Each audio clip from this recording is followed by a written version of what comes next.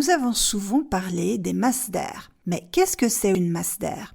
C'est ce que nous verrons dans cette vidéo. Nous verrons aussi ce qui se passe lorsque deux masses d'air différentes se rencontrent, ce qu'on appelle un front. Vous êtes prêts? Commençons alors par définir qu'est-ce qu'une masse d'air.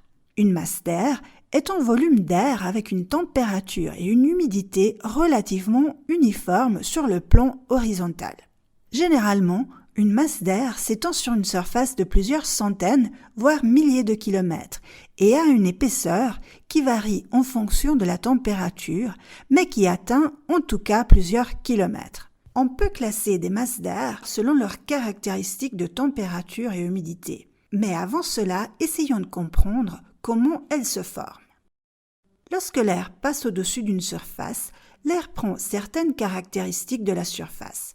Par exemple, lorsque l'air passe au-dessus de la mer, l'évaporation fait ainsi que l'air devient plus humide.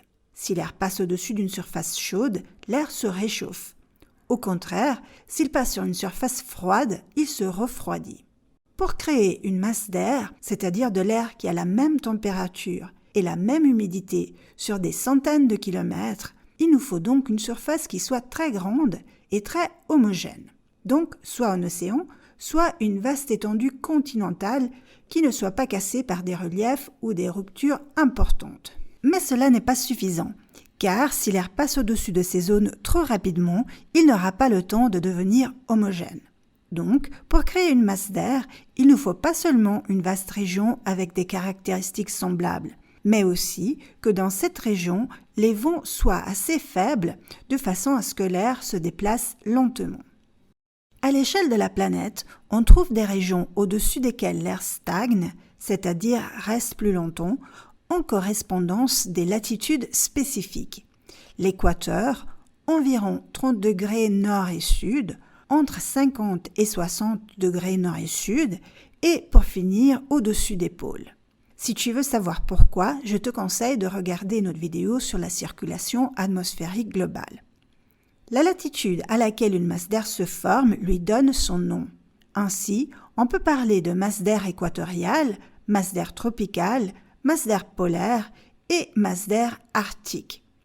En plus de cela, il est utile de distinguer entre les masses d'air maritimes qui se forment au-dessus d'un océan et qui seront donc plutôt humides, et celles continentales qui se forment au-dessus d'un continent qui auront donc tendance à avoir de l'air plutôt sec.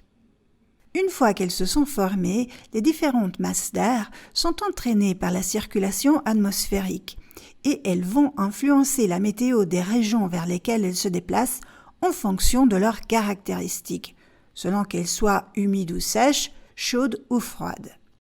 Et attention, lorsque je dis chaud ou froid, je ne parle pas de valeur absolue, c'est toujours par rapport à la température de la surface vers laquelle elle se déplace. Par exemple, une masse d'air tropicale qui se déplace vers l'Europe sera presque toujours une masse chaude, car elle provient soit du Sahara, soit des Azores, donc d'endroits où il fait toujours plus chaud qu'en Europe.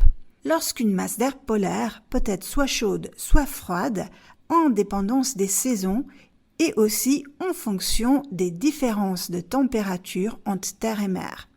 Donc concrètement, en été, on s'attend que le continent soit plus chaud que l'océan, tandis que pendant l'hiver, l'océan et donc l'air maritime polaire peut être plus chaud que la surface du continent. Avec toutes ces masses d'air qui bougent autour du globe, tu te demandes peut-être qu'est-ce qui se passe lorsque deux masses d'air se rencontrent. Il faut savoir que, si leur humidité ou leur température sont différentes, elles auront une densité différente et elles ne pourront pas se mélanger. Alors, que se passe-t-il? Prenons l'exemple d'une masse d'air froid qui arrive dans une région occupée par de l'air chaud. Je te rappelle que l'air froid est plus lourd que l'air chaud. Donc, la masse d'air froid sera plus compacte et tassée que la masse d'air chaud.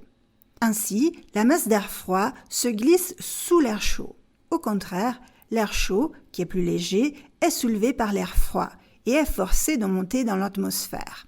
L'air qui monte refroidit à son tour et la vapeur d'eau qu'il contient forme des nuages et ensuite des précipitations. On appelle la limite entre les deux masses d'air un front Et dans ce cas, on parle de front froid, car c'est la masse d'air froide qui vient remplacer l'air chaud. Donc le front représente le devant de l'air froid. Si le bulletin météo pour ta région prévoit le passage d'un front froid, tu peux t'attendre à des averses ou des orages suite à cette montée d'air soudaine. Considérons maintenant le cas contraire, c'est-à-dire lorsqu'une masse d'air chaud vient buter contre une masse d'air froid. Dans ce cas, l'air chaud, qui est plus léger, va avoir beaucoup plus de peine à déplacer l'air froid, qui est plus lourd.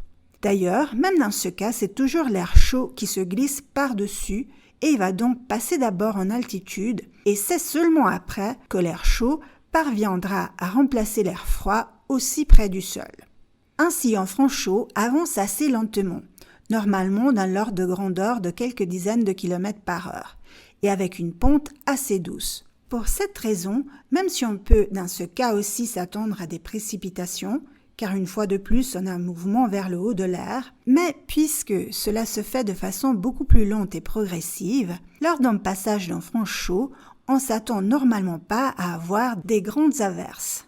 Nous avons donc vu qu'est-ce que c'est qu'une masse d'air et qu'est-ce que sont un front froid et un front chaud. En réalité, il existe aussi des autres types de fronts, mais pour le moment, je m'arrête ici. J'espère que cette vidéo vous sera utile. D'ailleurs, si vous ne l'avez pas encore fait, s'il vous plaît, pensez à vous abonner à notre chaîne, car ça nous permet de produire plus de vidéos. Merci et à bientôt.